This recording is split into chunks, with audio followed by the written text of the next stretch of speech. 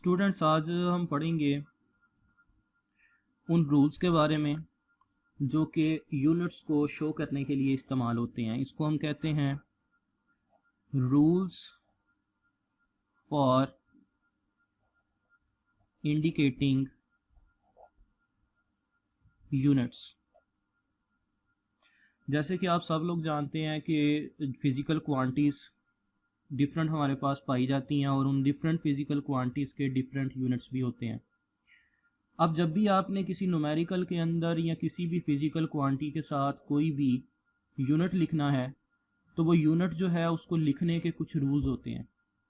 उन रूल्स के बारे में हम पढ़ेंगे, क्योंकि अगर आप इन रूल्स के मुताबिक उन यूनिट्स को एक्सप्रेस नहीं करते तो वो आपका जो है वो गलत कंसीडर होगा और उसकी जो है वो गलती की वजह से आपके मार्क्स जो है वो भी काटे जा सकते हैं। तो आपको किसी भी न्यूमेरिकल वैल्यू के अंदर यूनिट्स को कैसे लिखा जाता है उनके रूल्स के बारे में जो है वो पता होना चाहिए। और उसके साथ साथ हम ये भी देखेंगे कि उनके साथ जो हम प्रीफिक्स यूज़ करते हैं या फिर कोई भी न्यूमेरिकल वैल्यू जो हम यूज़ करते हैं या पावर लेते हैं तो उसको जो है वो हम कैसे यूज़ कर सकते हैं। तो इन रूल्स को जो है वो स्टार्ट करते हैं। ये हमारे पास कुछ 7-8 रूल्स जो हैं वो यहाँ पे मौजूद हैं।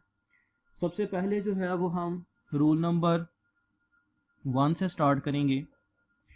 रूल नंबर 1 हमें ये बताता है कि कुछ यूनिट्स ऐसे होते हैं जो कि साइंटिस्ट के नेम पे लिखे होते हैं। जैसे कि न्यूटन है, न्यूटन एक साइंटिस्ट का भी नाम है और न्यूटन जो है ये फोर्स का भी यूनिट है। इसके अलावा पास्कल है, पास्कल जो है ये प्रेशर का भी यूनिट होता है और साथ साथ ये एक साइंटिस्ट का भी नाम है।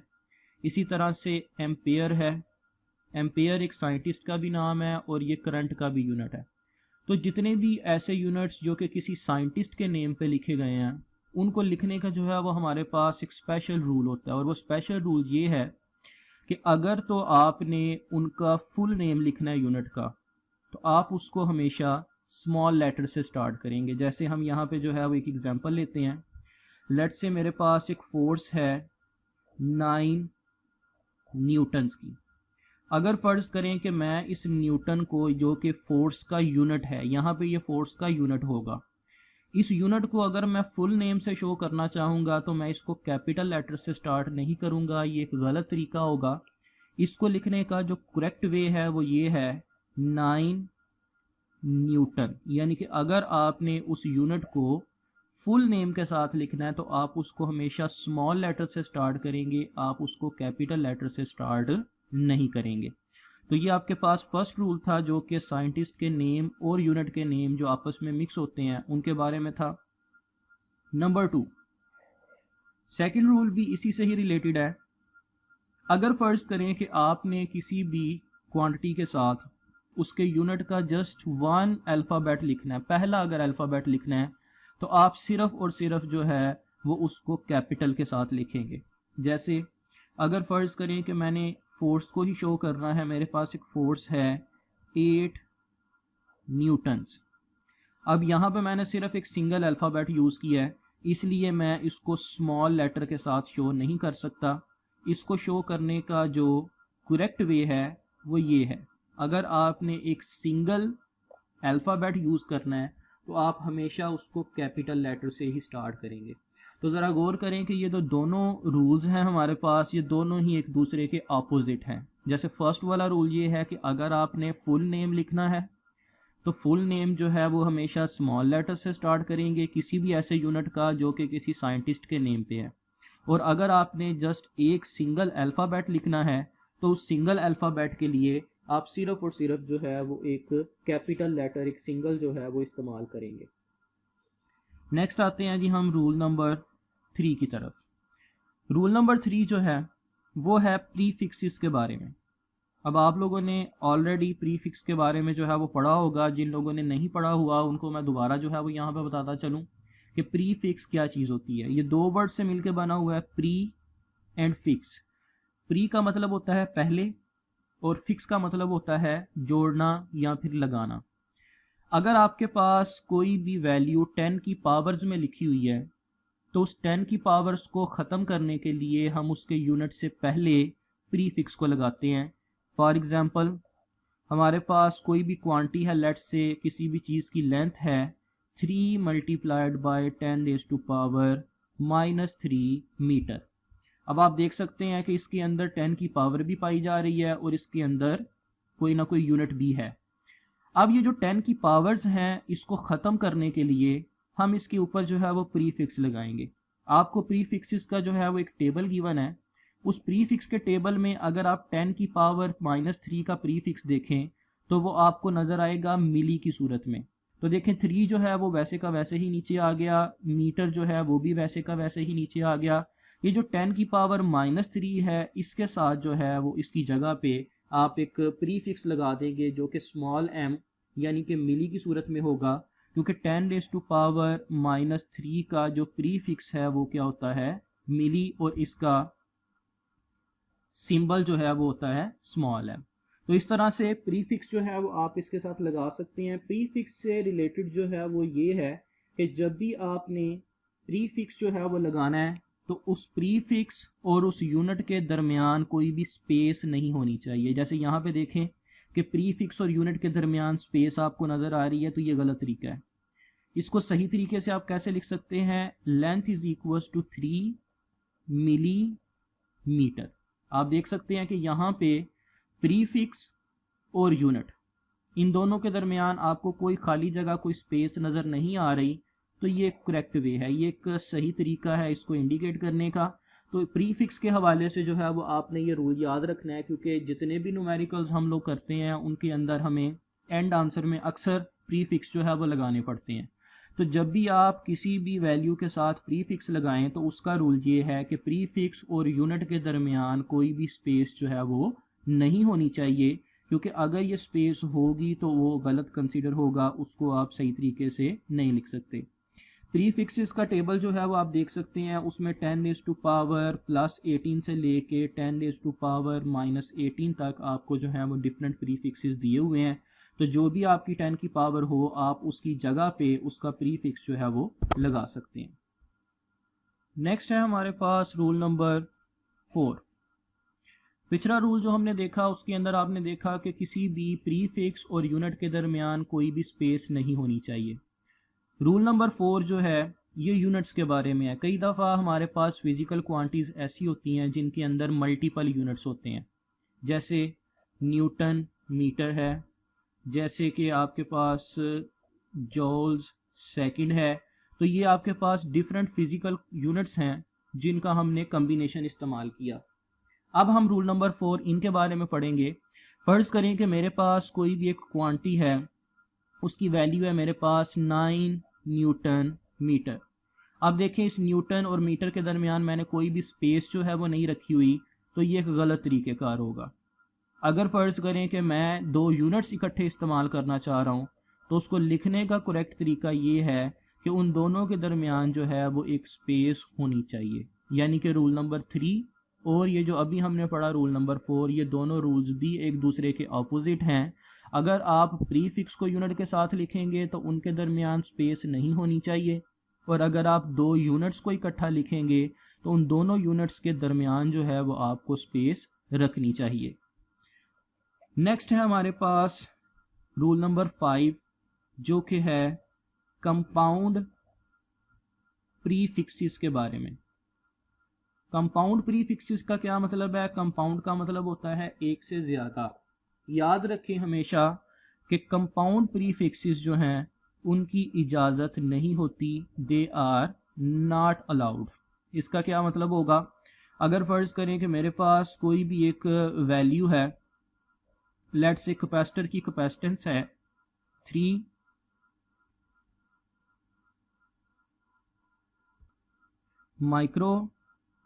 माइक्रोफैरड। अब आप इसमें देख सकते हैं कि 3 वैल्यू है इसकी, न्यूमेरिकल वैल्यू, फैरड उसका यूनिट है, लेकिन आपको इसमें 2 प्रीफिक्सेस नज़र आ रहे हैं, एक ये वाला माइक्रो और एक ये वाला माइक्रो। याद रखें कभी भी 2 प्रीफिक्सेस जो है वो इकट्ठे नहीं आ सकते, हमें इन दोनों को ख़त्म करके इनकी जगह पे सिर्फ एक सिंगल प्रीफिक्स जो है वो लगाना पड़ेगा। तो हम इसको कैसे ठीक कर सकते हैं? 3 वैसे का वैसे ही आ गया। माइक्रो की वैल्यू होती है 10⁻⁻⁶, आप प्रीफिक्स वाले टेबल से देख सकते हैं। इस माइक्रो की वैल्यू भी होगी 10⁻⁻⁻⁶। हमने उनके साइंटिफिक रोटेशन की वैल्यू जो है वो लिख ली। अब 10⁻⁻⁻6 और 10⁻⁻⁻6 ये मिलके बन जाएगा 10⁻⁻12। तो आप देखें कि हमने इजीली दोनों प्रीफिक्सेस जो हैं उनकी वैल्यूज़ को ओपन करके उनकी एक सिंगल वैल्यू जो है वो लिख ली 10⁻⁻12।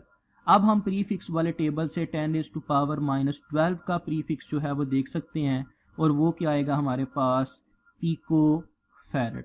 तो ये देखें कि हमने दो प्रीफिक्सेस जो कि इकट्ठे थे, कंपाउंड प्रीफिक्सेस थे, उनको ख़त्म करके उनकी जगह पे एक सिंगल प्रीफिक्स जो है वो लगा लिया।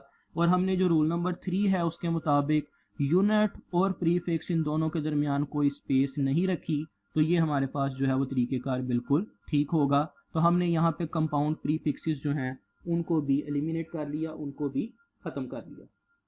उसके बाद हमारे पास नेक्स्ट है जी रूल नंबर 6। मैं यहाँ पे एक वैल्यू लिखने लगा हूँ, आपने बताना है कि इसके अंदर जो है वो एरर क्या है। 5 मल्टीप्लाइड बाय 10⁴ सेंटीमीटर। अब देखें बज़ाहिर तो ये वैल्यू जो है वो बिल्कुल ठीक नज़र आ रही है, लेकिन ये वैल्यू जो है ये भी करेक्ट नहीं है। किस वजह से करेक्ट नहीं है उसकी रीज़न मैं आपको बताता हूँ। इसमें देखें कि 10⁴ यानी कि साइंटिफिक रोटेशन भी है और सेंटी यानी कि प्रीफिक्स भी है। मैंने आपको पहले बताया था कि हम प्रीफिक्स जो है वो 10 की पावर की जगह पे लगाते हैं। अब देखें कि जिस तरह से दो प्रीफिक्सेस अलाउ नहीं होते इकट्ठा, आप नहीं लिख सकते, इसी तरह से आप 10 की पावर के साथ उसके जो प्रीफिक्स है उसको भी इकट्ठा नहीं लिख सकते। तो हमें 10 की पावर और प्रीफिक्स इन दोनों में से किसी एक वैल्यू को यहाँ पे रखना होगा। तो हम इसको कैसे ठीक करेंगे? इसको हम लिखते हैं 5 × 10⁴ वैसे का वैसे ही आ गया। 1 सेंटी होता है 10⁻⁻2, तो हमने उसका भी साइंटिफिक नोटेशन जो है 10 की पावर जो है वो लिख ली। अब हम इसको कैसे ठीक करेंगे? 5 मल्टीप्लाइड बाय +4 और -2, ये कितना हो जाएगा? 10⁻2 मीटर। तो ये है जिस वैल्यू को लिखने का ठीक तरीका, क्योंकि हमने यहाँ पे 10 की पावर और प्रीफिक्स इन दोनों में से किसी एक को चूज़ किया और हमने जो है वो 10 की पावर में इसको लिख लिया। अब हमारे पास सिर्फ इसमें साइंटिफिक नोटेशन यानी कि 10 की पावर ही मौजूद है, कोई भी प्रीफिक्स जो है वो इसके अंदर मौजूद नहीं है। नेक्स्ट है इसके अंदर रूल नंबर 7 वाला रूल जो है वो हमें क्या बताता है कि लेट से हमारे पास कोई भी वैल्यू है 1 किलोमीटर स्क्वायर। अब इसमें देखें कि 1 किलो प्रीफिक्स है, मीटर यूनिट है। असल में इस रूल के अंदर ये बताना चाह रहे हैं कि जो आपको स्क्वायर दिया हुआ है, ये स्क्वायर याद रखें सिर्फ मीटर का नहीं है, बल्कि उस मीटर यानी कि यूनिट के साथ जो प्रीफिक्स लगा हुआ है उसका भी ये स्क्वायर है। यानी कि इसको हम लिख सकते हैं 1 किलोमीटर होल का स्क्वायर।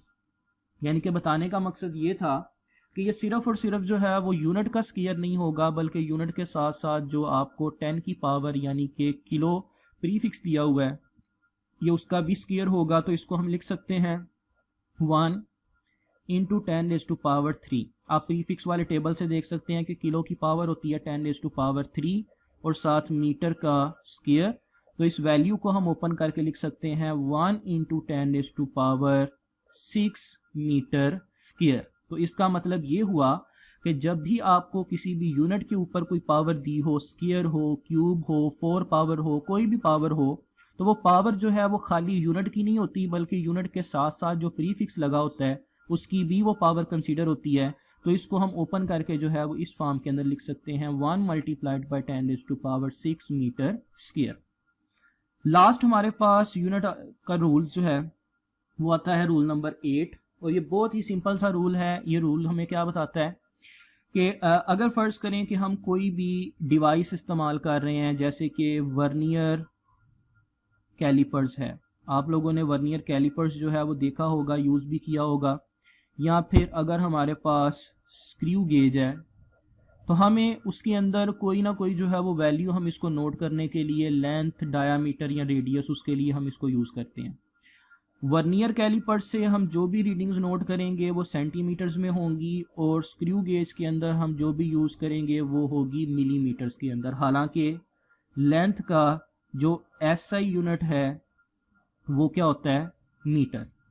अब देखें, अगर हमें कोई भी वैल्यू सेंटीमीटर में या मिलीमीटर में गिवन है तो आपने इससे परेशान नहीं होना। इसमें रूल जो है वो ये है कि जिस भी इंस्ट्रूमेंट के अंदर जो भी वैल्यू आपको जिस यूनिट में दी हुई है आप उसमें उसको नोट करते जाएं, और एंड पे जब आप सारी वैल्यूज को नोट कर लें तो आप उसको उसके एसआई यूनिट के अंदर यानी कि मीटर के अंदर जो है वो कन्वर्ट कर सकते हैं। जैसे अक्सर हम लोग न्यूमेरिकल्स के अंदर भी करते हैं कि न्यूमेरिकल के अंदर अगर हमें जो भी वैल्यू दी हो, जैसे फर्ज करें मैं यहाँ पे लिखने लगा हूँ, मुझे लेंथ दी हुई है 3 मिलीमीटर। हम चूंकि लेंथ का यूनिट एसआई यूनिट मीटर होता है, मिलीमीटर नहीं होता, तो हम इसको पहले इसके एसआई यूनिट के अंदर कन्वर्ट कर लेते हैं, यानी कि 3 × 10⁻³ मीटर। जब सारी वैल्यूज हमारे पास मीटर के अंदर यानी कि एसआई यूनिट्स के अंदर आ जाती हैं तो फिर हम उसको सॉल्व करते हैं। तो इस रूल में भी वो यही बता रहा है कि जो भी आपको इंस्ट्रूमेंट गिवन है उसके मुताबिक जो भी आपकी वैल्यू आ रही है, चाहे वो सेंटीमीटर में है, मिलीमीटर में है, जिस भी यूनिट के अंदर है, आप उसको नोट कर लें और फिर आप उसको सॉल्व करने से पहले उसके एसआई यूनिट के अंदर जो है वो ज़रूर कन्वर्ट कर लें। अगर आपके पास तमाम वैल्यूज़ एसआई यूनिट के अंदर कन्वर्ट हो जाएंगी तो फिर आपकी वैल्यू जो है उसका आंसर बिल्कुल करेक्ट निकलेगा। तो स्टूडेंट्स, ये हमारे पास कुछ रूल्स थे जिनकी मदद से हम डिफरेंट फिजिकल क्वांटिटीज़ के जो यूनिट्स हैं उनको एक्सप्रेस कर सकते हैं।